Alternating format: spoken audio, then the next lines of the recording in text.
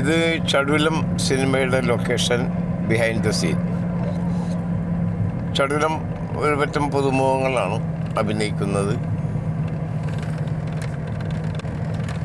ചടുലത്തിൻ്റെ camera ചെയ്തിരിക്കുന്നത് God bless you movie direct ചെയ്ത Vijeesh വാസുദേവാണ്. Action ഞാനും. എൻ്റെ കൂടെ അനീഷ് പൊന്നാനി ഉണ്ടായിരുന്നു, ശ്യാം പൊന്നാനി ഉണ്ടായിരുന്നു. അവർ രണ്ടുപേരും ഈ പടത്തിൽ നല്ലൊരു വേഷമാണ് ചെയ്തേക്കണം.